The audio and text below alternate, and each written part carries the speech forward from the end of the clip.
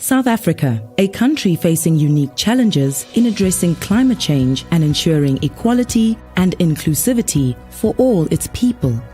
Our current economy as it stands now is definitely not sustainable. We're aggressively following a growth path in South Africa, which we can understand. We are a developing country. But instead of learning the lessons that the developed countries have gone through, we are still depleting natural capital. We are still growing at the expense of socio-economic conditions. Our economy has been built over the years on some legacy issues that have emanated right from the time that the gold rush and the diamond rush was discovered. I think in South Africa it is very important that as leaders, we balance our business objectives that we have around growth with the understanding that we have planetary limits to consider. For example, an average 2-degree temperature rise globally will actually manifest as a 4-degree temperature rise in South Africa. So I think as developing countries, we really do need to continue addressing the impacts of climate change so that we can simultaneously address issues such as food security and the alleviation of poverty. The National Business Initiative, NBI, is a voluntary coalition of South African and multinational companies working towards sustainable growth and development in South Africa and the shaping of a sustainable future through responsible business action. Our position on climate change is that this is a business imperative. We think that for us to be able to run and operate a business that is successful, we've got to embrace and internalize what the requirements of climate change are. So inclusiveness is going to be a very critical part of this thing. And we are working very hard now as business in South Africa to say, what does economic transformation actually mean? The role of business is not only to generate profits for itself, but to make sure that the society is better. So you need to grow shareholder value, but also improve the condition of the society, especially the one around your operations. We cannot just rely on governments to find solutions to social and sustainability development challenges. It is up to us as business to play a critical role in doing what we do best, to create jobs, develop and grow skills, and to protect and promote natural resources in the way that we operate.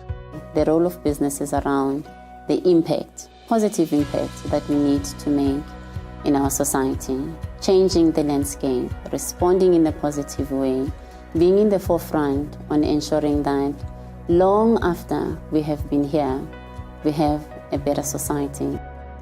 Through the We Mean Business Action Framework, South African business is taking its responsibility for change seriously, with more commitments than any other developing country. South African companies recognize similar proportions of physical versus regulatory risk, with roughly a quarter of risks described as high likelihood to occur and with a high magnitude of impact. Barloworld's solar PV solution at their operations hub in Johannesburg produces 47,000 kilowatt hours of renewable power, saving 800,000 rand and mitigating 600 tons of carbon emissions annually.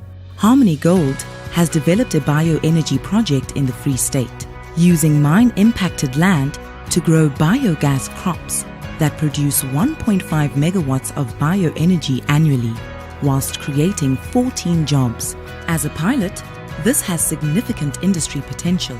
Investec's partnership with Engie and Kagiso Tiso Holdings on the Aurora wind farm produces enough energy to power 50,000 homes, removing 5.6 million tons of carbon, while during construction it created 450 local jobs. Energy efficiency improvements at Anglo American saved 5.8 million gigajoules in energy consumption, reducing costs by $90 million and carbon emissions by 4.5 million tons. Vodacom is installing solar panels in rural communities, providing power for schools and water pumping services. In addition, they are working with schools countrywide to provide critical ICT services.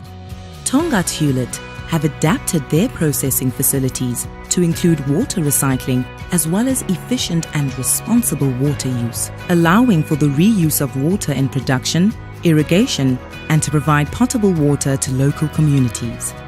Sibanye Gold has implemented processes to treat and recycle the large quantities of water used in their facilities for reuse and distribution to surrounding communities.